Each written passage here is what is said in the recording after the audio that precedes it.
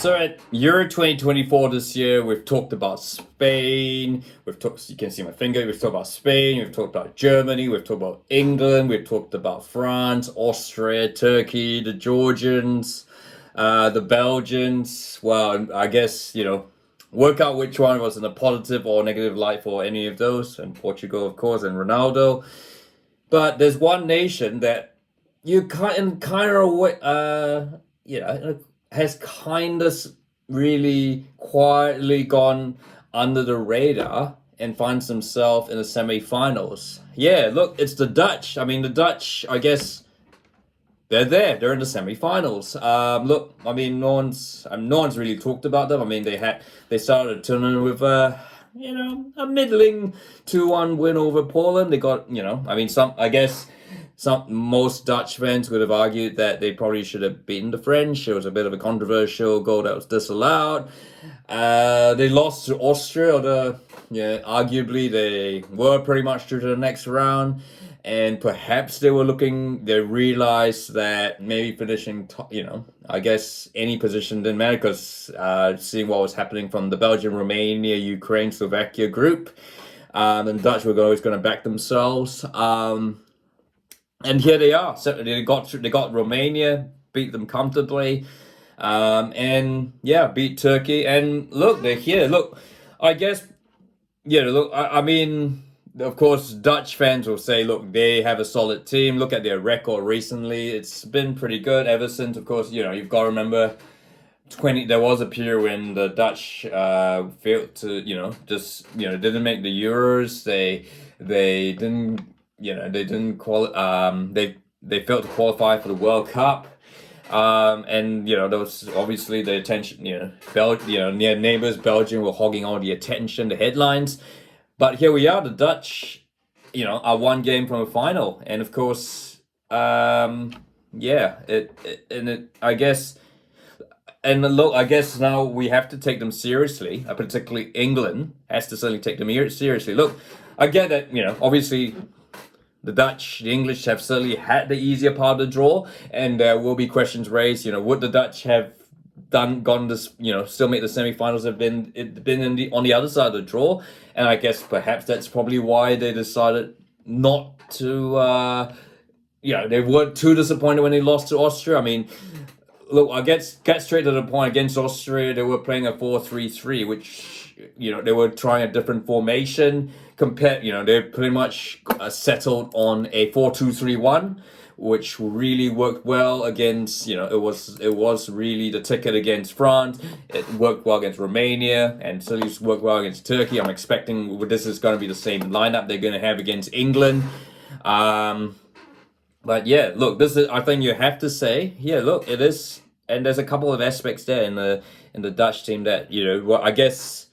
That English fans, apart from the fact that the game's going to be on ITV, and that's never boded well, that's never been a good moment for England. There are a couple, I think we really, really need to start talking about this Dutch team. And look, maybe this is some sort of effort possibly to reverse jinx the Dutch or, reverse jinx the English. But yeah, look, it is a solid team that we need to start thinking about. So yeah, quick. I mean, you start, Bart Verbruggen, who's been one of the standout goalkeepers at this tournament. Of course, plays for Brighton. Still possibly one of the emerging goalkeepers in world football. Look at in front of him, he's got a very, very solid line. Of course, you got Virgil van Dijk, Liverpool's captain, and the very experienced Stefan de Vrij, who of course now has won a couple of Scudettos with Inter, got the equalizer against Turkey, and then you've got the really underrated Denzel Dumfries, who is amazingly out of contract at Inter, and Nathan Ake, who we all know from Manchester City. But there is a bit of there is a bit of talent there. I think there's Gertrude to play against Austria, and it is a solid backline. Look, I mean, there's been a couple of questions like set piece, the goal they conceded against Turkey. The goals against Austria, though, again, as I said, Austria, they were playing a 4-3-3, different sort of format. I guess the other thing was they were not used to the press that Austria are going to engage in. But look, I think they've learned. I guess now they've learned their lesson in England. To be honest, I'm not going to be playing gegenpressing. So I think that's one thing they don't. I think that Austria-Netherlands game now turns out to be a bit of a footnote rather than the norm. You look at midfield, you've got Charlton and Reinders, who've been really, I think, really, that is a Jody Charlton and Tish Reinders, who really underrated midfield there. But the real centerpiece, of course, is Xavi Simons, who, look, I mean, he still has his critics and all that. Still, but he's still very young. There's no doubt he's certainly been the heart of the Dutch, the way the Dutch go forward. And of course, he wasn't playing against Austria, and I guess it should be noted though. And I should say, while he wasn't playing against Austria, he was still, the Dutch still look rather good. But I mean, certainly having Xavi Simons there certainly, really he really gives that Dutch attack, that real cutting edge. He's got Cody Gakpo playing in the wide position. He's done for Liverpool. It feels kind of more like he's becoming more of a central player. He's of course the top goal scorer aside from own goals. Could have been, yeah. I thought he had the fourth goal, but also another one to the own goal tally. He's been really outstanding for the Dutch. And then on the other side, they've gone with Frimpong or Steven Bergwijn, who Spurs fans would know. And then of course up the top, Memphis Depay, who people seem to, he's the sort of footballer who people seem to forget. But then of course, you notice that the first half they just sort of control things and just kind of keep the tempo there. Like they might be behind, they just don't panic. But it's the second half where we really have to keep an eye on them. Of course, you look at this, they can bring on, I guess everyone talks about Wout Weghorst.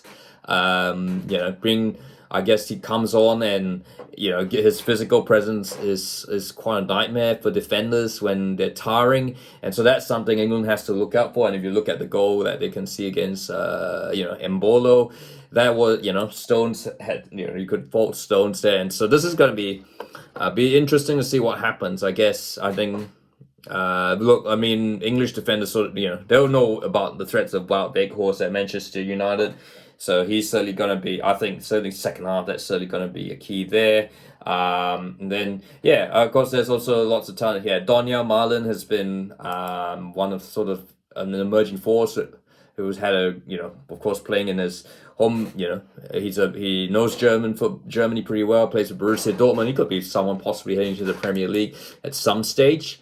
And then but there is ample Vicky van der Veen, of course, who had an outstanding first season at Spurs, and Daley Blind, Joey Veerman, Matthias de Ligt if they need to, and so they're Ian Matson, Josh Schurzuk, who's been Manchester United's target, and Ryan Gravenberch, who's hadn't really featured much this season, but so it is certainly a Dutch team. Can this Dutch team win the tournament? Well, I mean, if they get this far, why not? I mean, I guess it will. I mean, if they were to place, I mean, if they beat England, which is a good chance because they do have a decent record against England, they got up against Spain and and they know how to play France, and I think they'll feel that they have the measure of France. France, yes, I think there'll always be a formidable challenge defensively. With the Spanish, I guess, look, of course, the big news is Pedri's going to be out, so that's going to be a key creative outlet missing for Spain. Having said that, Spain seem to have, the so-called lesser players at Spain seem to be the ones that's doing the job here. So it's going to be a formidable task, but I mean, so look, Spain, Netherlands, it's not exactly a final I'm looking forward to if you think about 2010. And look, this is a Dutch team that is not, it's nowhere like the total football teams of the 70s. I think we're well past that era. It certainly is prettier than the Louis van Gaal Dutch. But it's reasonably workmanlike. But having said that though, look, it is effective, and I think certainly a team that you can't take your eyes off. But what are your thoughts? Are the Dutch the best team left at Euro 2024, or have they just had it too easy, a bit like England? We shall see. But if you like this video, feel free to like and don't forget to subscribe.